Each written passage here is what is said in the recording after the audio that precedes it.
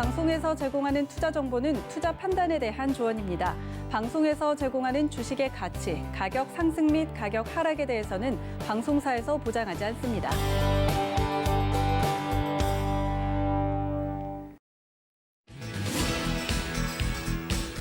안녕하세요. 베스트 트레이딩맨 거래자들 진행의 도지은입니다. 공매도 연장 발표 후 첫 거래일이었죠. 오늘 시장 같은 경우는 하락세를 걷는 모습이었습니다. 이 조정이 좀 의미 있는 조정이었을지 잠시 뒤에 시장 이야기 나눠볼 테니까 채널 끝까지 고정 부탁드리고요. 또 본 방송에서 제공해드릴 정보는 투자 판단에 대한 조언일 뿐 해당 주식의 가치나 수익률을 보장하고 있지는 않습니다. 또 서울경제TV는 자본시장 통합법 준수하고 있죠. 1:1 투자 상담과 유사 소신행위 등 모든 불법 사항을 엄중하게 금지하고 있다는 말씀까지 전해드리면서요. 베스트 트레이딩맨 거래자들 힘차게 출발합니다.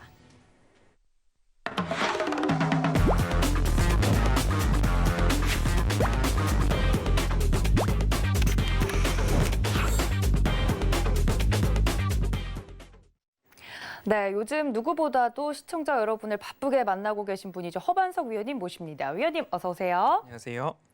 네, 위원님과 함께 오늘 또 이야기를 나눠볼 텐데 사실 배트맨 통해서 일주일마다 나오시기 때문에 지난주 목요일도 약간 시장의 흐름이 안 좋았었고 금요일 날 더 안 좋았지만요. 오늘 또 위원님 이렇게 모셨는데 시장이 또 조정을 받는 모습이어가지고 시청자분들이 가장 좀 예의주시하면서 어떻게 흘러갈까 너무 궁금하다 하면서 위원님 기다리고 계실 것 같아요. 오늘 시장 같은 경우는 제가 말씀드렸던 것처럼 시장이 하락세를 좀 걸으면서 3,100선을 내주는 모습을 보였는데 건강한 조정이라고 봐도 될까요? 지금 시장의 여러 가지 이슈, 대내외 이슈, 글로벌 이슈에 따라서 조정들이 나오고 있는데 네. 그 조정이 나오더라도 많이 오른 종목들에서 또 깊은 조정이 나올 때가 있고요. 시장 전체적으로 빠질 때에 유독 안 빠지는 종목들이 있을 수도 있습니다. 그리고 시장이 전체적으로 흘러내릴 때에는 오히려 저는 이렇게 말씀을 드립니다. 내 종목의 체력 테스트를 한 번씩 해보셨으면 좋겠다라고 네. 말씀을 드리고 있습니다. 반도체 중심으로 이제 필라델피아 지수가 조금 빠졌습니다. 그리고 퀄컴의 실적 발표 후에도 시간으로 7% 이상 하락하는 그런 부분들도 있었기 때문에 우리 시장도 삼성전자와 SK하이닉스를 필두로 일부 조정을 받는 그런 흐름이 이어졌고요. 그리고 외인들 중심으로의 환율 영향도 일정 부분 있었던 것 같습니다. 그리고 한 가지 또 짚어볼 포인트 중에 하나는 연기금의 매도세입니다.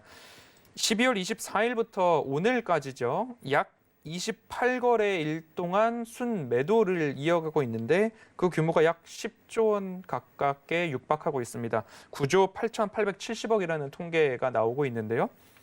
이 연기금의 위탁을 받아서 운영하는 위탁 운용사 관계자들의 얘기에 의하면 국내 주식 비중을 줄이는 기조 때문에 안 팔 수는 없는데 그렇다고 해서 위탁 운용사들은 수익을 또 내야 되는 그런 역할이 있기 때문에 어쩔 수 없이 단타 매매 쪽으로도 기울 수 있다라는 아이러니한 이야기들이 나오고 있습니다.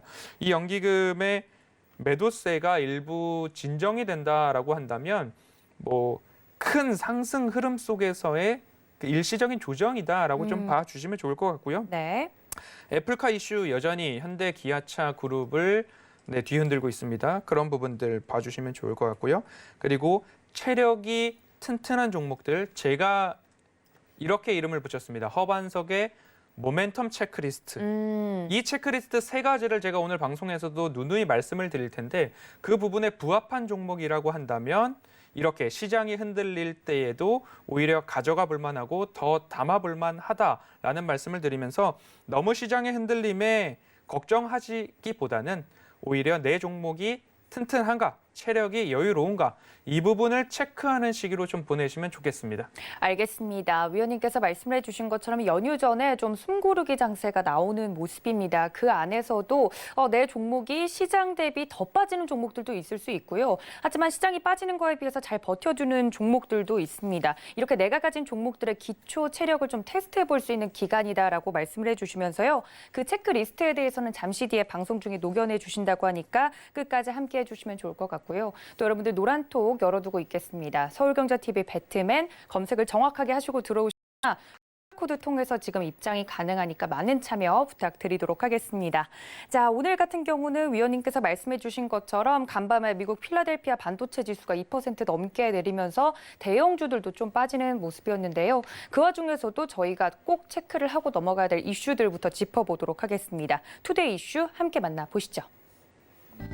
네, 어제부터 굉장히 싱싱 잘 달리고 있는 자동차 관련주에 대한 첫 번째 이슈인데요. 국내에도 이 반도체, 차량용 반도체 쇼티지에 대한 내용들은 계속 보도가 됐습니다. 시장 영향 여쭤보도록 하고요. 두 번째는 허반석 위원님의 2월 시장 전략과 투자 전략 여쭤보겠습니다. 네, 또 시장이 이렇게 흔들리는 와중에도 잘 가는 종목들은 분명히 있습니다. 뭐 아까 앞서서 이야기를 해주셨지만 애플카 이슈도 그렇고 자동차 업계는 활발하게 지금 진행이 되고 있는 모습입니다. 이 차량용 반도체가 특히 부족하다. 생산해내는 게 이 소비에 비해서 너무 부족하다. 이런 이야기가 계속 나오고 있어서 관련주들 굉장히 잘 갔는데 또 개별 이슈적으로는 만도 같은 뭐 부품 관련주들은 오늘 실적 이야기가 나오면서 또 하락세를 보이기도 했거든요. 관련된 이슈들 어떻게 보십니까, 위원님? 네, 만도 말씀을 주셨는데요. 마찬가지로 많이 오른 종목들은 또 빠지기 마련이고요. 실적이 좋아도 빠지고 실적이 나빠도 빠지고 오히려 시장 컨센서스를 상회하는 종목들만 일정 부분 살아남는 그런 부분입니다. 결국엔 많이 오른 종목들, 고점 영역에서의 매수 대응은 절대적으로 주의하시자라고 한 번 더 말씀을 드리고 싶고요. 차량용 반도체 이야기를 말씀을 드려야 됩니다. 뭐 클러스터, 계기판이죠. 계기판, 그리고 오디오, 비디오, 내비게이션까지 해서 AVN, 그리고 요즘 신형 자동차나 고급 자동차에 많이들 탑재되고 있는 헤드업 디스플레이라고 하죠. HUD. 그런 부분에 이르기까지 자동차의 모든 부분에 이제 반도체가 안 들어가는 부분이 없을 정도로 차량 한 대당 들어가는 반도체 수도 점점점 늘어나고 있습니다. 그리고 자동차를 생산할 때에 이제 코로나19로 인해서 모든 산업들이 위축되었다가 자동차는 내연기관 자동차만 있는 것이 아니라 이제는 친환경이라고 해서 전기 자동차와 수소 자동차까지 자동차의 영역이 확대되고 있고 유럽을 필두로 전기 자동차나 신재생에너지를 사용하는 자동차의 생산을 급격하게 늘리겠다라고 이야기가 나오고 있습니다. 2030 계획뿐만 아니라 우리나라에도 친환경 자동차 위주로 그 탈바꿈 되겠다라는 이야기들이 나오고 있기 때문에 오히려 반도체의 공급량보다 코로나19 침체에서 차량 생산의 속도가 더욱더 가파르게 상승하고 있다라는 부분을 좀 체크를 해볼 필요가 있습니다. 그럼에도 반도체 부족으로 인해서 자동차 생산량이 21년도 1분기 67만여 대 정도 줄어들 것으로 기존 계획 대비 줄어들 것으로 예측이 되고 있고요. 올 한 해 총 줄어드는 이유, 반도체 때문에 줄어드는 규모는 96만여 대가 될 것이다라고 전망이 나오고 있습니다. 차량용 반도체 수급에 있어서는 중장기적으로 조금 문제가 될 것 같습니다. 그렇기 때문에 이 차량용 반도체 생산 업체들은 중장기적으로 단가가 높아질 수 있는 여지가 있고 그러므로 인해서 영업이익률도 개선되는 효과가 있기 때문에 지금 당장에 접근하기보다는 이쪽 시장이 커지는구나. 그리고 차량용 반도체 생산 업체의 영업이익률도 좋아지겠구나, 마진이 좋아지겠구나. 이런 접근으로 몇 가지 종목들이나 섹터를 공부를 하셔서 그중에 내 마음에 드는 거, 나의 체크리스트에 부합하는 기업이라면 오히려 관심 종목에 넣어놨다가 제가 삼성이나 폴디드 줌, 애플 카메라 이야기 나올 때 시끌벅적할 때 접근하는 게 아니라 오히려 공부를 해놓고 분별을 해놓고 분석을 해놨다가 관심 종목에 담아놨다가 추세 하단부까지 기다렸다가 매수하는 그런 부분으로 좀 살펴보실 필요가 있는 섹터, 차량용 반도체 섹터라고 말씀을 드리고 싶습니다. 왜 자동차의 생산 속도보다 반도체 생산 속도가 느린가 하면요. 12인치 웨이퍼를 생산하는 반도체의 가치보다 차량용 반도체를 생산해서 낼 수 있는 이윤, 부가가치가 오히려 더 낮기 때문에 반도체 생산 업체 측에서는 오히려 차량용 반도체보다는 12인치 웨이퍼를 생산하는 게 기업에 더 좋기 때문입니다. 그래서 지금처럼 생산이 부족해지면, 공급이 부족해지면 결국엔 가격이 올라가는 논리로 이어지지 않을까라고 생각을 하고 있습니다. 네. 그래서 지금 뭐 질문을 주셨습니다. 주목할 만한 업체 기업 어떤 게 있을까 말씀을 주셨는데요. 네. 대표적으로 많이들 보고서나 리포트에서도 언급되고 있는 기업입니다. 해성 DS고요. 해성 DS 같은 경우에는 반도체 패키징에 필요한 부품, 리드 프레임과 패키지 기판을 제조하는 회사입니다. 그래서 이 해성 DS의 차트를 한번 보신다라고 한다면 이미 시세를 받을 만큼 많이 받았습니다. 그리고 시가총액이 전일 기준 6천억을 넘어가고 있어서 그런 부분들도 한번 살펴보시면 좋을 것 같고요. 올해 지금 전망치를 한번 보도록 하겠습니다. 20년도 총 영업이익이 435억이고요. 21년도 총 영업이익이 541억, 그리고 645억 내년도. 그래서 24%, 20% 가까운 증가율을 보여주고 있는 만큼 이 차트의 추세가 완만하지 않고 급격하게 상승했기 때문에 가능하시다면 기다렸다가 접근하는 방법도 나쁘지 않을 것 같습니다. IT향 매출과 자동차 반도체 향 매출이 51%와 49%로 비등비등한 수준입니다. 균형이 잘 잡혀 있는데 앞으로 이 자동차 반도체 향 매출이 가격이 올라간다라고 한다면 결국엔 이 기업의 영업이익까지도 증가하게 되는 그런 포인트로 좀 보시면 좋을 것 같습니다. 제가 한 가지 먼저 허반석의 모멘텀 체크리스트 첫 번째, 네. 차트상 저위험 구간인가, 차트 추세선상 바닥인가, 그 부분에서는 해성 DS는 기다려야 하는 기업이다라고 이렇게 일단 진단해 보도록 하겠습니다. 알겠습니다. 차량용 반도체의 이제 수요 증가와 더불어서 영향을 받는 종목들, 그중에서도 해성 DS 콕 집어서 좀 이야기를 해주셨는데요. 예시로 들어주신 종목인 거죠? 네, 의원님? 그렇습니다. 알겠습니다.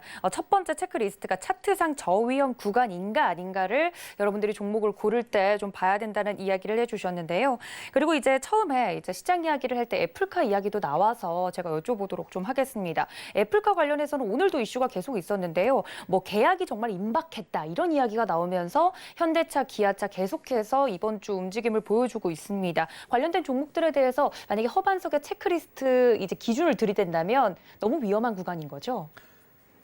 도박이나 네. 아니면 추가 상승을 기대하는 마음, 그런 부분들은 100% 이해가 가고 뭐 사시고 싶다라는 그 마음도 저도 이해가 됩니다. 하지만 제가 바라보는 관점에서 그리고 조금 더 안전하게 투자를 하자라는 저의 그 주의 스타일에 따르면 오히려 차트상 떠 있는 종목보다는 바닥에서 올라가는 종목들을 좀 보시는 게 좋지 않나. 바닥이 아니더라도 추세선상 차트 바닥, 추세선과 붙어 있는 종목들 위주로 매수를 하시는 게 조금 더 낫다라고 말씀을 드리고 싶고요. 네. 최근 뭐 애플카를 포함한 여러 기사들이 이제 시장을 움직이고 있는 모습입니다. 장전에 뭐 계약 임박이라는 이야기 나오고요. 뭐 결국엔 뭐 성사됐다라는 이야기들이 막 나오고 네, 있다가 뭐 협상이 마무리 단계다 이런 이야기가 나오고 장 중반이나 조금 지나면 이제 사실 무근이다라고 했다가 그러고 있다가 갑자기 다시 사실 무근이라는 것을 이름을 바꿔서 헤드라인을 바꿔서 뭐 아직 결정된 바 없다 이런 식으로 제목까지도 바꾸면서까지 기사가 급 나오는 그런 모습들을 볼 수 있는데요. 진행은 될 수도 있다. 그리고 많은 진척이 있다라는 부분까지도 시장에 모두 다 오픈되어 있는 상황입니다. 근데 결국 협상을 했다. 공시가 나왔습니다. 이러이러한 조건으로 하기로 했다. 그때 과연 차트는 어떻게 그려질 것인가? 지금처럼 추세를 높여서 완벽한 공시로 나타난 그 부분에 있어서 지금처럼과 마찬가지로 슈팅이 나올 것인가? 아니면 뉴스에 팔아라 라는 부분으로 하락이 나올 것인가? 아무도 모르는 부분이기 때문에 이 부분에서는 오히려 위험을 감수하기보다는 조금 안전한 추세선상 바닥에 있는 종목들을 살펴보시는 게 개인 투자자분들에게는 조금 더 안전한 투자 방법이 된다라고 말씀드리고 싶습니다. 알겠습니다. 물론 너무 이슈 따라서 잘 가고 있는 기아차, 현대차, 저걸 그때 샀으면 얼마나 좋았을까 하는 생각은 10분 이해를 하지만 이미 너무 위험하게 떠 있는 종목을 개인 투자자분들이 공략을 좀 하기보다는 바닥에 붙어 있는 좋은 종목들도 많다는 말씀 다시 한번 드렸으니까 여러분들 참고 부탁드리도록 하겠습니다.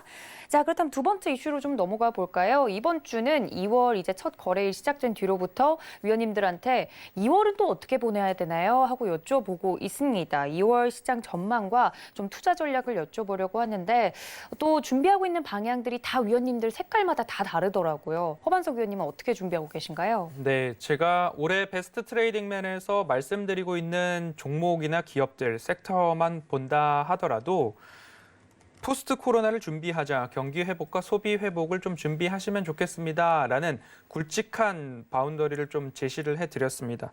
그리고 제가 이런 부분을 좀 좋아합니다.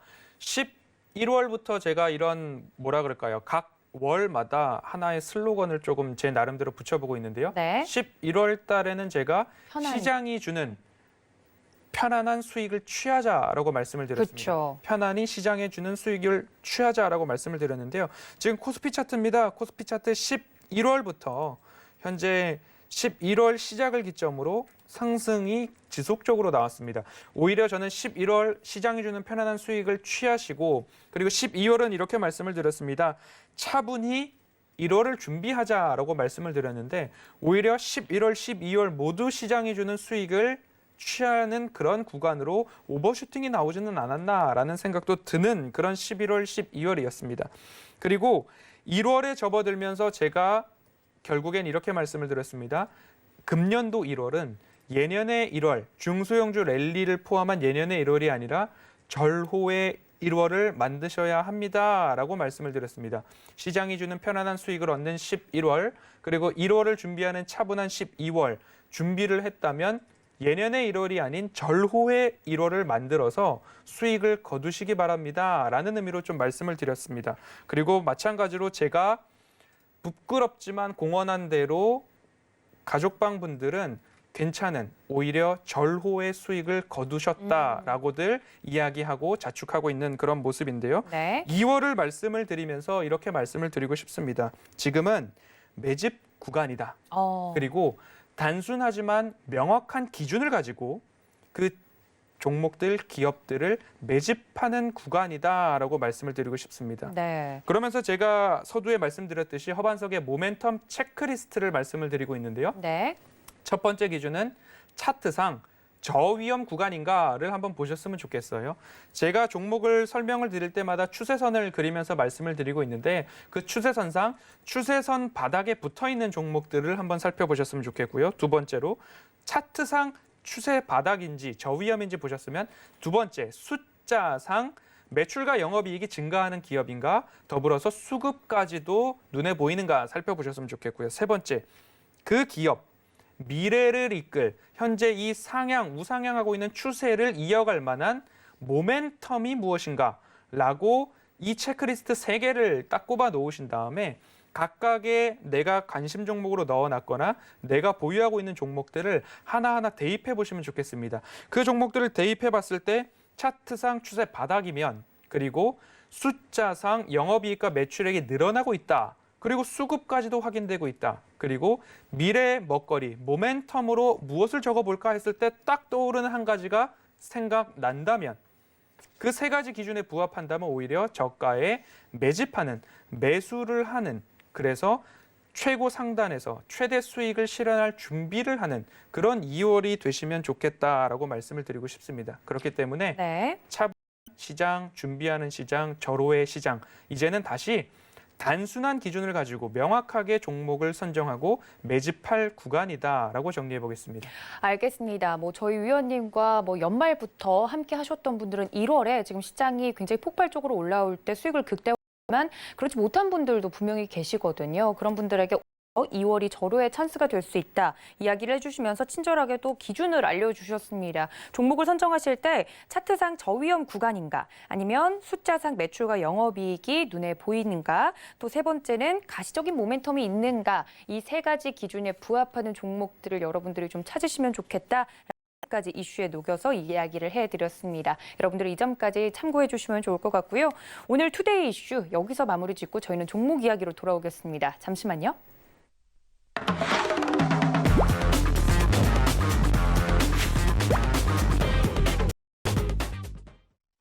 네, 저희 허반석 위원님께서 이제 시작 전에 요즘에는 종목을 굉장히 많이 보고 있다 이런 이야기를 해주셨습니다. 그래서 시장의 흐름 속에서 움직인 종목들에 대해서 할 얘기가 굉장히 많으실 것 같은데 오늘장 움직인 종목들 먼저 살펴보도록 하겠습니다. 어떤 종목들 먼저 눈여겨보셨을까요? 네, 애플, 기아 그리고 애플, 현대그룹 이야기 당연히 안 할 수가 없을 것 그렇죠, 같습니다. 해야죠. 지금은 말 그대로 보유자 영역이다라고 말씀을 드리고 싶고요. 그리고 뭐 신규 접근은 보수적으로 거의 안 하시는 게 좋지 않나라고 좀 말씀을 드리고 싶습니다. 그래서 착실하게 보고만 있습니다, 의원님. 네, 저도 네. 마찬가지로 네. 보고만 있고요. 지금은 이제 보유하신 분들의 영역이다라고 좀 살펴봐 주셨으면 좋겠어요. 시장이 하락할 때에 차익 실현 매물이 동반해서 3% 이상 마구 빠지고 할 때에 속절없이 바라보고만 있어야 되는 구간이 생길 수도 있습니다. 그렇기 때문에 현 구간에서는 22만 원 이하에서 매수한 그런 분들이 오히려 조금 버텨볼 만한 그런 차트의 모습이다라고 좀 말씀을 드리고 싶습니다. 애플과 현대기아 생산 막바지 합의 직전이다라는 이야기 때문에 현대차도 그렇고요. 그리고 기아차도 그렇고요. 굉장히 변동성이 조금 컸던 그런 모습이었고요. 현대모비스도 마찬가지로 조금 변동성은 있었지만 오늘 밑꼬리를 달면서 유지해주는 그런 모습입니다. 마찬가지로 모비스도 30만 원 아래 권역에서 보유하고 있는 그런 주주분들의 보유자 영역이다라고 조금 두셨으면 좋겠어요. 그리고 아무리 그래도 나는 현대차, 기아차, 현대모비스, 현대글로비스, 현대위아, 만도에 이르기까지 뭔가 가져야 속이 시원하겠다라고 생각하시는 분들은 네. 제가 어떻게 말릴 수는 없지만 그래도 조정을 기다려서 주식을 오늘 하루 하고 끝낼 거 아니시잖아요. 제가 누누이 말씀드리는 거 관심 종목에 담아 놓으셨다가 3에서 4%, 5% 이상 빠질 때 한 주씩 또는 2%씩 내가 원하는 비중만큼 채울 때에 조정이 나올 때마다 사시면 좋겠다라고 또 한 번 강조를 드리고 싶고요. 네. 마찬가지로 현대기아차가 애플카 소식으로 오르면서 자동차 부품주들이 이렇게 과열자가 붙을 만큼 조금 상승해주는 모습입니다. 구형테크 차트고요. 덕양산업 차트고요. 그리고 KB 오토시스 차트입니다.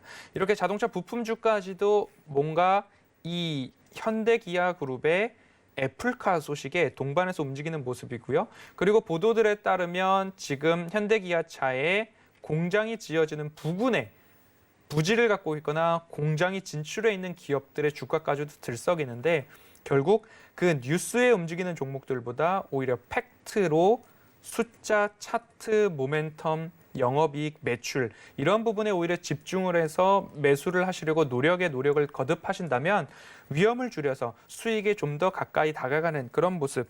어쩌다가 뉴스에 얻는 수익 말고 오히려 내가 공부하고 찾아보고 분석해서 얻는 수익, 그 수익을 오히려 더 즐기실 때가 우리 개인 투자자분들께도 오시기를 저도 한번 같이 바라보도록 하겠습니다. 알겠습니다. 그리고 두 번째로는 이제 건설주들이 정부의 주택 건설 대책 발표에 의해서 네, 오늘 일정 발표가 부분 있었죠. 네. 실망 매물이 출회됐다라고 말씀을 드리고 싶고요. 지난주에 말씀드렸던 DL, ENC 같은 경우에 상승분이 없었기 때문에 일부분 건설주들과 함께 하락을 한다 하더라도 제가 말씀드리는 기업의 모멘텀, 기업의 펀더멘털 측면에서는 변함이 없다. 내년도 수주 증가하는 부분, 영업이익 증가하는 부분, 기업의 분할로 인해서 건설 부분만 따로 가지고 있는 DL, ENC 같은 경우에는 KLX 건설지수 20% 이상 상승할 때에 거래 정지 기간이었잖아요.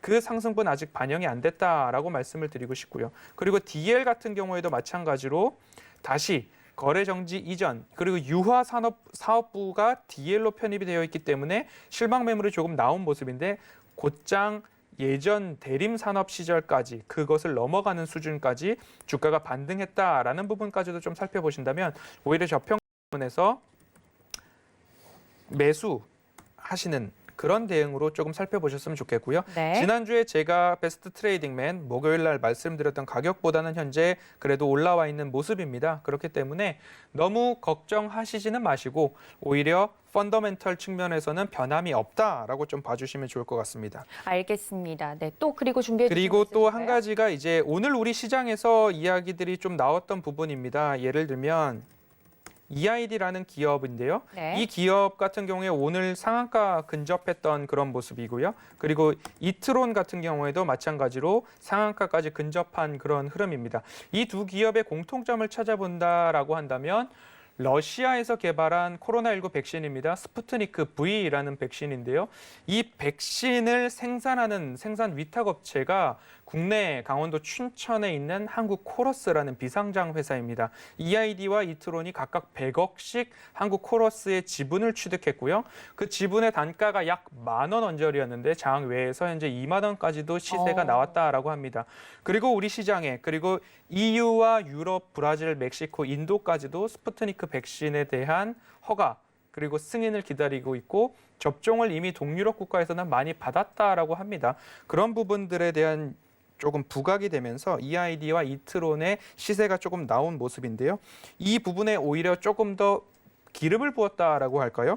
서울 아산병원 소아심장과 명예교수 출신의 박인숙 전 국회의원께서 한국에도 러시아 백신 도입될 수 있다라는 이야기를 SNS에 조금 게재를 하면서 뉴스화가 됐던 그런 모습입니다. 네. 앞으로 효능에 대한 부분들이 국제의학학술지인 랜싯에 게재가 됐다라고 하는데요. WHO나 EU 식약품안정처 이런 곳에서도 어떠한 결론이 나옴에 따라서 러시아 백신에 대한 관련주들의 움직임도 오늘 시작된 것 아닌가라는 그런 흐름으로 좀 살펴보겠습니다. 알겠습니다. 오늘장 움직였던 여러 가지 종목들 자동차 부품주 그리고 정부의 부동산 대책 발표로 움직인 종목들 그리고 러시아 백신과 관련된 종목들까지 이야기를 해주셨습니다. 시장이 빠짐에도 불구하고 이렇게 개별 종목으로 움직인 종목들이 굉장히 많았네요. 이 점까지 여러분들 참고해 주시면 좋을 것 같고요. 그렇다면 이제 1월이 다 마무리가 됐고 2월도 이제 스타트인데 매집을 잘 해야 되는 달이다라고 이야기를 해주셨어요. 그럼 앞으로가 더 중요할 것 같은데 앞으로 저희가 좀 봐야 될 업종과 종목은 뭘까요? 네. 제가 매집을 하실 수 있는 종목들을 그간 베스트 트레이딩맨에서 드린 것 같아요. 네. 어떻게 보면 부끄러운 이야기인데요. 제가 여태까지 들었던 종목이 신세계, 그리고 GS, 그리고 DLENC 뭐 이런 종목들인데 제가 그 종목들에 대해서도 매집이 가능하다라고 말씀드렸던 이유들 한 번씩 다시 체크를 해드리고요. 먼저 이제 내일장 기대되는 업종입니다. 내일은 수소의 날이 되지 않을까 생각이 듭니다. 네. 내일 세계 최초로 우리나라에서 수소법을 전면 시행하는 날입니다. 수소법이라고 하면 수소 전문 기업 확인 제도, 수소 충전소의 수소 판매 가격 보고 제도. 우리나라의 이제 오피넷이라는 이제 홈페이지에 들어가면 휘발유, 경유, 등유 각각 유류 유종별로 가격이 공시되게 되어 있는데 마찬가지로 수소 충전소의 수소 판매 가격도 함께 공시가 될 것으로 예상이 되는 그런 제도고요. 수소 충전소와 연료 전지 설치 요청 제도, 예를 들면 전기 자동차 충전소가 부족합니다라고 뭐 지자체에 신청하는 것처럼 수소 충전소나 연료 전지를 설치 요청하는 제도 법으로 마련된다라고 하고요. 수소 특화 단지 지정 사업 또는 시범 사업 등 4가지 제도가 도입되고 시행되는 수소법이 내일부터 전면 시행된다라고 합니다. 그래서 이제 수소의 초점은 지금부터는 이제 여지껏은 수소에 대한 이야기, 우리가 기술을 갖고 있습니다. 우리가 이런 산업을 합니다. 우리가 이렇게 진행을 할 것입니다. 라는 이야기, 우리가 수소 탱크를 만듭니다. 아니면 수소 자동차나 수소 공장에 들어가는 부품을 우리가 납품을 합니다. 이런 이야기들로 종목들의 시세가 나왔다라고 한다면 지금부터 초점은 수소 생산과 공급 체계에 포인트를 맞추면 어떨까 싶습니다. 결국엔 한마디로 요약해 본다면 수소 인프라로 정리해 볼 수 있을 것 같습니다. 앵커님, 수소하면 어떤 기업이죠? 당연히 묻지도 따지지도 않고 현대로템 아닙니까? 네, 그렇습니다. 네. 수소하면 현대로템입니다. 그리고 제가 강조해서 말씀드렸듯이 수소 인프라라고 하면 현대로템을 꼭 보셨으면 좋겠습니다. 그리고 여러 포털에 녹색 창이나 노란 창이나 어디든지 현대로템 같이 한번 쳐보시면 여러 기사에서 그리고 조금 이미지화해서 현대그룹이 수소와 관련된 부분을 어떻게 세분화해서 나누고 있느냐. 그중에 수소 연료 전지와 수소 인프라에 대해서는 현대로템이 담당하고 있는 부분 좀 참고를 해주셨으면 좋을 것 같고요. 내일 수소법 전면 시행에 대한 부분이 반영돼서 그런지 몰라도 오늘 현대로템이 오후 2시 반, 약속의 2시, 약속의 2시 반 이런 얘기들 증시에 참여하시는 분들 많이 하시잖아요. 오후 2시 반을 지나면서 시세가 주어지면서 오히려 장 마감 때까지 약 6% 정도 시세가 나왔던 그런 모습입니다. 그리고 제가 지난 아침 방송에도 말씀드렸듯이 이 구간에서의 횡보가 다시 한번 2만 원 권역대에서의 횡보로 좀 이어지지 않을까라는 전망을 저는 개인적으로 좀 보고 있습니다라고 언급드렸던 적이 있고요. 그리고 수소는 제가 저기 수소 충전소가 생기네 라고 할 때까지 좀 바라보셔도 좋은 기업이다. 수소를 이용한 수소 전지를 이용한 트램에 대한 부분, 교통수단이죠. 그런 부분들도 조금 특화되어 있고요. 우리나라에서 수소 충전소를 만들어서 수소를 공급하기에 가장 조금 유망한 그리고 현실 가능한 기술이 추출수소라고 하는데요. 그 현대 로템에서 가지고 있는 수소 리포머 기술이 결국엔 천연가스나 LPG를 공급받아서 우리의 수소 리포머 기계에다가 공급을 시키면 수소로 추출해서 전환되는 그런 기술이 바로 수소 리포머 기술이라고 하는데요. 그 부분이 오히려 집중해서 작용이 되지 않을까라는 그런 부분까지도 함께 살펴보면 좋겠다라고 말씀을 드리고요. 현대 로템은 대북 관련된 이슈, 그리고 수소 관련된 이슈, 그리고 방산 관련된 이슈까지도 여러 가지로 이슈화가 되고 있고 신임 사장이었죠. 이용배 사장 체제에서의 오히려 재무구조 개선에 대한 부분까지도 이제 흑자 전환 기조와 수주 잔고를 통한 상승 모멘텀이 충분했다라고 한 번 더 말씀을 드려보고 싶고요. 네. 그리고 제가 베스트 트레이딩맨에서 베스트 스탁으로 말씀을 드렸던 GS 지주사 말씀을 더 드리고 싶습니다. GS 같은 경우에도 제가 이렇게 말씀을 드렸죠. 가칭 GS 복합 충전 스테이션이라고 말씀을 드렸는데 충전소에서 주유소에서 GS 칼텍스잖아요. 그러면 휘발유부터 전기차, 수소차에 이르기까지 그 부분이 모멘텀으로 오히려 작용을 할 수 있겠다. GS 칼텍스 같은 경우에는 그 LPG 충전소까지 같이 운영을 하고 있는 그런 부분이기 때문에 오히려 유가가 일정 부분 회복이 되고 있고요. GS 같은 경우에도 연결 기준으로 매출과 영업이익 좋아진다라는 전망으로 보셨을 때에 오히려 이 하락분을 만회하고 다시 상승 기조를 조금 찾아나는 그런 부분이기 때문에 2월 달에 매집을 해야 한다라고 한다면 현대로템도 그렇고요. GS도 그렇고요. 오히려 이렇게 매집을 할 수 있는 기회들이 있다라고 말씀을 드리고 싶습니다. 그리고 또 베스트 스탁에서 말씀드렸던 종목입니다. 횡보 이후에 이제 상승을 하고 있는 종목이죠. 신세계입니다. 면세점 사업부가 오히려 조금 코로나19 장기화 때문에 어렵습니다. 하지만 백화점 사업부에서는 좋아지고 있다. 그리고 아울렛 관련된 부분에서도 매출은 증대된다. 그리고 제가 재밌는 기사를 하나 봤습니다. 우리나라 면세점, 글로벌 면세 시장에 대한 통계를 조금 봤는데요. 전체 매출액은 줄어들었습니다. 많이 줄어들었습니다. 하지만 1인당 소비액은 오히려 100% 이상, 400% 이상 국내, 국외에서 증가했다라는 그런 부분들, 소비의 패턴에 있어서도 양극화가 벌어지고 있다. 그중에서 신세계백화점 같은 경우에는 고급 브랜드에 있어서는 우리나라에서 조금 높은 위상을 가지고 있다. 그런 부분까지도 조금 참고해 보신다면 2월 매집하기에 좋은 종목들을 제가 베스트 스탁으로 말씀을 드렸다라는 부분 조금 말씀을 드리고 싶고요. 조금 천천히 가더라도 안전하게 가시는 그런 종목들을 보셨으면 좋겠습니다. 네. 그리고 한 가지 더 베스트 스탁은 아니지만 KTNG를 말씀을 좀 드려볼게요. 이 추세 하단부에 대한 차트를 제가 많이 말씀을 드리고 있어요. 코로나19 저점을 조금 제외한다 하더라도 이 추세선을 한번 이렇게 그려본다라고 하면 이 구간의 바닥선들이 조금 잡힐 거예요. 이 바닥선을 지나면서 가다가 배당락을 기점으로 오히려 이 추세선을 하회하고 있는 그런 모습입니다. 이 추세선 하회 이후에는 빠르게 추세선 상단까지, 추세선 위까지 복귀하는 게 가능한 그런 종목들인데 이게 가능한 종목이 있고 불가능한 종목이 있습니다. 영업이익과 매출액이 잘 나오는 기업이라면 복귀가 당연히 가능하고요. 그런데 올해까지 영업이익이 최고점을 찍고 꺾인다라고 하면 오히려 추세선으로 복귀하지 못할 수 있습니다. 하지만 지금 KTNG 같은 경우에는 매출액 5조 달성했고요. 영업이익 1조 4,500억 달성을 한 컨센서스와 거의 부합한 모습들을 달성을 했습니다. 그리고 내년 같은 경우에는 5조 5천억 원, 그리고 영업이익 증가율 7%. 지금부터 연말까지 갖고 계신다고 해도 오히려 무방한 종목이고요. 네. 지금 현재 구간에서의 배당률을 올해 배당을 조금 높였거든요. 4,800원 정도라고 한다면 오히려 6% 정도 배당 수익률을 거둘 수 있는 그런 자리까지 왔다라고 살펴보신다면 2월에 매집을 한다라고 한다면 제가 말씀드렸던 베스트 스탁을 가지고 매집을 하셔도 손색이 없지 않나라고 한번 말씀을 드려보고 싶습니다.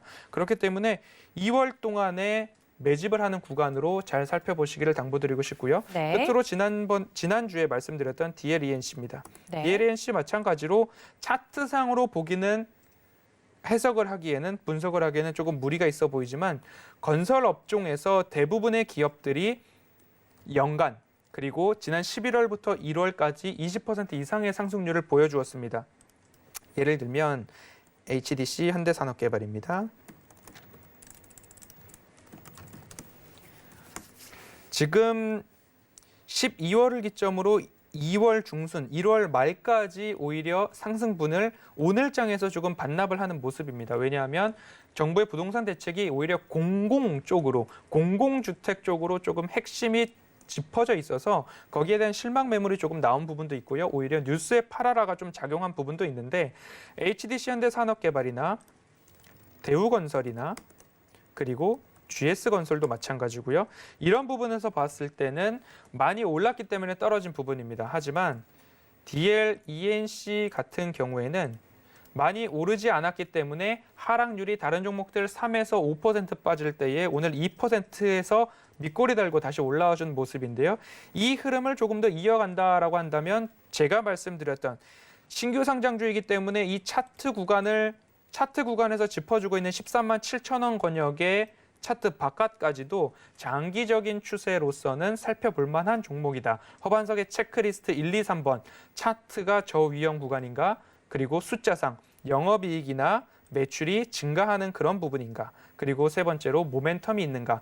모멘텀은 다른 건설 업종보다도 오히려 부채 비율이 현저하게 낮다. 그리고 분할 이슈로 인해서 지주사와 DLENC 간에 지분 교환 이슈가 생길 것으로 예견되고 있습니다. 그때의 DL보다는 DLENC가 조금 주주에게도 좋고 대주주에게도 좋은 DLENC 가치가 높아져야 대주주에게 좋다라는 결론이 나오기 때문에 네. DLENC 주가가 쉽사리 꺾이지는 않을 것 같다라는 종목으로 좀 살펴본다라고 한다면 장황하게 말씀을 드렸고 어떻게 보면 자세하게 말씀드렸습니다. 2월에 매집하기 좋은 종목 베스트 스탁을 다시 보기 해보시기 바랍니다.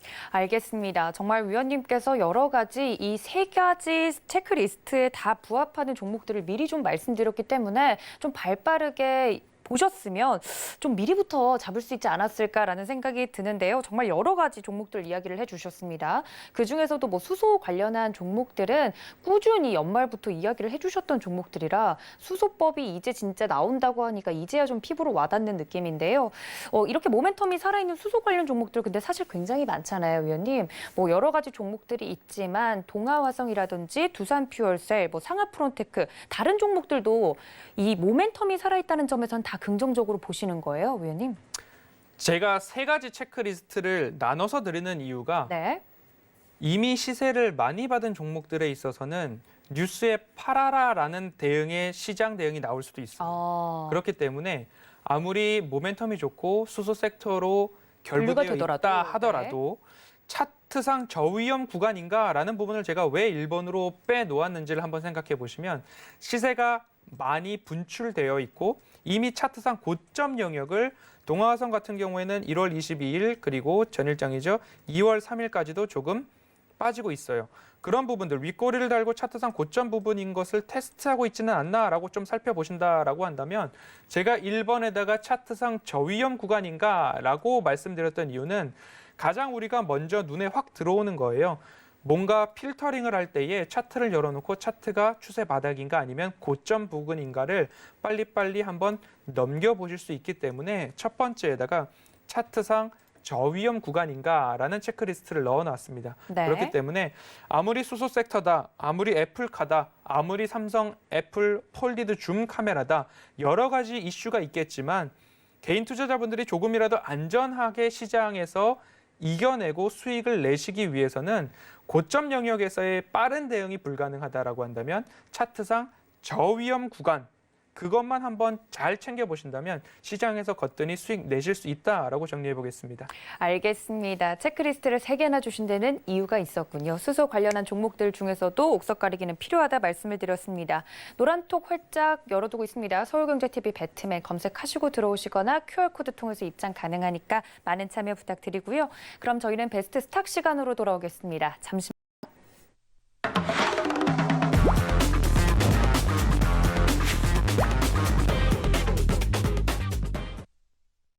자, 그렇다면 2월에 이제 기회장이 될 수 있다 이런 이야기를 해주셨는데 베스트 스탁 시간이 조금 더 소중해진 것 같습니다, 위원님. 더 잘 집중해서 보셔야 될 것 같은데 오늘 준비해 주신 종목은 뭘까요? 오늘 제가 준비한 종목은 더존 비즈온입니다. 더존 비즈온이라고 하면 오히려 연초에 뉴딜 이야기 나올 때요.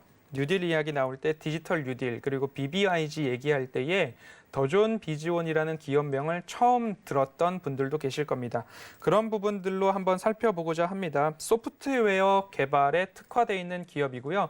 아마 회사에서 그리고 기업에서 많이 사용을 할 거고요. 특히 이제 재무 관련된 일을 보시는 분들이라면 더존이라는 프로그램 한 번씩 보셨을 겁니다. 전자금융 회계 프로그램 이쪽으로 소프트웨어 특화된 기업이다라고 좀 보셨으면 좋을 것 같고요. 기업의 전반적인 업무 프로세스를 전산화시키는 ERP, 엔터프라이징 리소스 플래닝 이런 부분으로도 조금 특화돼 있고요. 네. 그리고 클라우드 서비스라고 하잖아요. 재택근무가 코로나19로 인해서 굉장히 많아졌습니다. 그리고 TV, CF나 홈페이지에 가면 그런데 말입니다라고 유명한 그 배우께서도 이 기업의 모델로 활동을 하고 계시는데 네. 재택근무를 할 때 정부의 지원을 받는 바우처가 생겼습니다. 그 바우처 지원 사업의 혜택을 볼 수 있는 기업이기도 합니다. 코로나 수혜주이지만 코로나 수혜로 인해서 그리고 코로나 시기를 통해서 기업, 이 기업이 코로나가 끝나고 나면 시세가 꺾이는가? 아닐 것이다라는 거죠. 이미 빅데이터 시장과 데이터베이스 그리고 클라우드 서비스 시장은 커지면 커지고 있지 인간이 한번 맛본 편안함은 내려놓기 어렵다라고 좀 봐주시면 좋을 것 같습니다. 그래서 이 기업을 제가 말씀드렸던 차트상 저위험 구간인가? 숫자상 매출과 영업이익이 증가하고 있는가? 수급은 어떠한가? 그리고 이 추세를 이어갈 또는 미래를 이끌어갈 모멘텀을 꼽자면 이 기업은 무엇이 있을까? 이 세 가지에 한번 대입해 보면서 이 기업을 한번 살펴보고 싶습니다. 먼저 첫 번째입니다. 차트입니다. 더존 비즈원의 차트를 2년 이상 열어놨습니다. 그리고 저점 부분입니다. 19년 2월 어간인데요. 그때부터 지금 현 구간까지 오히려 이렇게 차트상 저점을 한번 그어봤습니다. 그리고 차트상 저점 구간을 맞는, 부딪히는 접점을 한 번씩 이렇게 빨간색 동그라미, 매수를 상징하는 빨간색 동그라미를 그어본다라고 한다면 이제 시세를 주고 나서 뉴딜, K-뉴딜, 디지털 뉴딜, BBIG 이야기가 나왔을 때의 시세는 나왔고 그 이후에 다시 한번 차트상 저점 영역을 맞고 있는 부분 아닌가라고 차트상 저점 영역에 대한 부분 체크를 해볼 필요가 있고요. 그리고 평행한 선을 하나 그어서 이렇게 한번 그 고점에다가 놓아봅니다. 그리고 평행한 선을 하나 더 그어서 차트상 수익을 노릴 수 있는 지점으로 가져가 봅니다. 이렇게 가져가 본다라고 한다면 이 세 영역을 보시고 그리고 한 번 더 조금 더 세밀하게 본다면 이 영역의 너비와 이 영역의 너비가 비슷한가를 한 번씩 테스트를 해주세요. 그렇게 본다면 이러한 차트의 모습이 나옵니다. 제가 좋아하는 추세고 차트인데요. 이 구간 제가 가족방분들과는 함께 말씀 나눌 때에 작은 파란 상자라고 이야기를 합니다. 스몰 블루 박스라고 말씀을 드리면서 이 구간에서 작은 파란 상자에서 수익 실현을 하실 겁니까? 아니면 아주 큰 빅 블루 박스에서 최대 수익을 실현하실 겁니까? 라는 이야기를 나눕니다. 그렇다라고 한다면 지금 우리가 차트 바닥에서 매집을 해서 중간에서 파는 게 아니라 수익 극대화 시점인 적어도 13만 원 권역 정도에서 매도를 하면 수익 극대화, 차트 추세를 잘 탔다라고 복귀해 보면 평가가 될 것 같습니다. 그래서 더존 비즈원을 가지고 왔을 때 첫 번째 체크리스트, 차트, 추세상 바닥, 저위험 구간인가에 적합했기 때문에 더존 비즈원을 선택을 했고요. 두 번째입니다. 숫자를 봐야 되겠죠. 숫자상 매출과 영업이익이 증가하고 있는가 두 번째입니다. 이 부분 체크해 보겠습니다. 지금 20년도 3분기까지가 나왔기 때문에 추정치로 보도록 하겠습니다. 현재 매출액은 전년 대비 20년도 기준입니다. 19년 대비 16% 증가해서 3천억을 넘어섰고요. 그리고 19년도 대비 20년도 총 영업이익이 767억으로 약 14% 증가한다라고 있습니다. 그러면 매출액과 영업이익 둘 다 증가하고 있고요. 그게 20년도로 끝나서 꺾이느냐 아니면 21년도, 22년도 지속적으로 증가하는가를 살펴보면 올해죠. 올해는 한 해를 총 보냈을 때에 약 영업이익이 925억 그리고 20년도 대비 20% 이상을 성장한다라고 추정하고 있고요. 22년도에도 마찬가지로 16% 이상의 영업이익 증가율을 보이고 있습니다. 그리고 재미난 것은 더존 비즈원이 현재 25분기 연속 영업이익과 매출액 전년 대비 증가 추세를 꺾지 않고 있다라는 기업입니다. 25분기 동안 이 상승 추세가 이어지고 있다. 특히 숫자, 매출과 영업이익 측면에서 25분기 동안 증가하고 있다. 쉽지 않은 기업의 스코어라고 생각이 듭니다. 그렇다라고 하면 이 기업 내부에서도 뭔가 활발하게 움직이고 있고 연구개발 그리고 앞으로 미래 먹거리를 개발하기 위한 데 있어서는 R&D 투자 등에 따라서 그리고 소프트웨어라고 하면 사람이 만들어야 되는 부분이잖아요. 그 부분에 있어서도 성과가 좋다. 미래를 준비하고 있는 기업이다라는 부분으로 조금 평가가 될 수 있을 것 같습니다. 네. 그리고 코로나19가 끝나도 영업이익과 매출액이 증가하고 있기 때문에 그 부분은 조금 염려를 안 해도 좋으실 것 같고요. 두 번째 숫자상 매출과 영업이익을 봤으면 수급까지도 플러스로 있는지 한번 보면 좋을 것 같습니다. 더존 비즈원 현재 연기금이 5거래일 연속 지금 6거래일 오늘까지 사고 있고요. 사모펀드도 소량이지만 사고 있습니다. 그리고 금융투자도 오늘 좀 들어와 줬고요. 외국인이 이틀 연속으로 들어오다가 오늘 조금을 했는데 이 부분 지금까지 조금 팔고 있던 외국인들이 다시 매수를 시작하는 것 아닌가라는 부분들 그리고 연기금 같은 경우에는 제가 오늘 방송을 시작할 때에 28거래일째 코스피 시장에서 약 10조 원을 팔고 있는데 네. 더존 비즈원은 연기금이 사고 있어요. 그런 부분도 조금 특이하다라고 한번 살펴보셔도 좋을 것 같습니다. 그래서 첫 번째, 차트상 바닥 저위험 구간 통과, 적합합니다. 두 번째, 숫자상 영업이익과 매출이 증가하는가 적합합니다. 거기에 수급까지도 적합합니다. 그럼 세 번째, 이 기업의 미래를 이끌 모멘텀을 굳이 찾아보고 꼽자면 무엇을 대입해 볼 수 있을까입니다. 방금 말씀드렸던 25분기 연속 매출액 영업이익 증가 기업이라는 부분도 한번 살펴보시면 좋겠고요. K 비대면 서비스 바우처 사업, 정부 정책 수혜주고요. 그리고 이제 K 뉴딜 펀드들이 다 구성이 됐습니다. 구성이 되어 있고 ETN이나 펀드들에서 매수를 하고 패시브 자금들이 들어오는데 대표적으로 이 K 뉴딜과 관련한 수혜 종목들 12가지가 꼽히고 있는데 그 기업들을 나열해 보면 펄어비스, 삼성 SDI, SK이노베이션, LG화학 셀트리온, NC소프트, SK바이오팜, 삼성바이오로직스, 카카오, 네이버, 넷마블 이런 종목들이 들어가 있고요. 거기에 더존 비즈원까지 포함이 되어 있습니다. 이러한 12종목 대표적인 종목들이 나와 있고 이 종목들을 중심으로 K 뉴딜 펀드들에서 자금이 들어온다라고 한다면 이 추세 하단부를 맞고 이제 막 상승하기 시작한 구간입니다.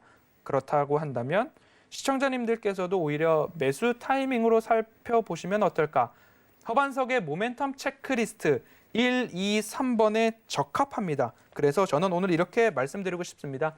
추세, 상승 흐름에 몸을 맡기자. 라고 정리해 보겠습니다. 알겠습니다. 오늘 그 깐깐한 세 가지 조건을 모두 통과한 종목입니다. 더 좋은 비 좋은 이야기를 해주시면서요. 최근에 이제 재택근무 이제 업무량이 늘어나면서 많은 분들이 집에서 업무를 보는 일이 많아지기 때문에 일단 모멘텀적인 부분도 늘 살아 있고요. 그리고 차트상으로도 자세히 봐주셨고 수급도 봐주셨고 이런 까다로운 종목, 뭐랄까요, 이 조건들을 다 통과한 종목이기 때문에 더욱더 믿음이 가는데요. 앞으로 재택근무에 대해서는 크게 바뀌지 않을 거라고 이야기를 하셨는데 다른 모멘텀이 살아있는 비대면 관련주들은 또 어떻게 보시는지 궁금합니다. 왜냐하면 알서포트나 링네트 같이 유명한 다른 원격 관련된 종목들도 있잖아요. 근데 그 종목들이 최근 흐름이 안 좋아서 좀 곡소리가 나는 걸 제가 들었었거든요. 그런 종목들은 다른 조건들은 통과를 하지 못해서 오늘 빠진 걸까요? 알서포트를 대표적으로 본다라고 한다면 네. 이제 학생들이 학교를 가지 못함으로 인해서 그쵸. 오히려 원격 수업 관련된 수혜를 많이 본 종목인데요. 추세가 급격하게 나왔고요. 그 추세를 깨지 말아야 할 선들이 있었을 겁니다. 대표적으로 이러한 추세가 나올 텐데요. 그러면 이 구간에서는 다시 반등을 해줬는데 재차 이 구간에서 반등 시도, 반등 성공을 하지 못했다라는 점에서 오히려 신규로 종목을 살펴보았을 때는 첫 번째 기준에 부합하지 못했다라고 조금 보입니다. 알겠습니다. 더 좋은 비주온과 비교가 더욱더 되네요. 여러분들 이런 종목에 대한 이야기들 노란톡 활짝 열어두고 있겠습니다. 서울경제TV 배트맨 검색하시고 들어오시거나 QR코드 통해서 입장 가능하니까 많은 참여 부탁드릴게요.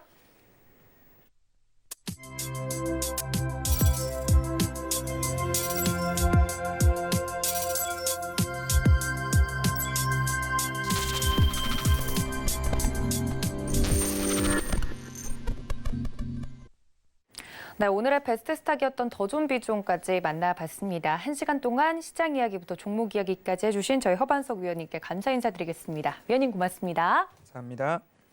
네, 또 본 방송에서 제공해 드린 정보는 투자 판단에 대한 조언일 뿐 해당 주식의 가치나 수익률을 보장하고 있지는 않고요. 또 서울경제TV는 자본시장 통합법 준수하고 있습니다.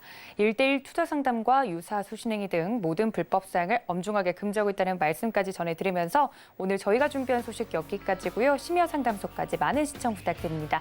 여기서 인사드릴게요. 시청해주신 여러분 고맙습니다.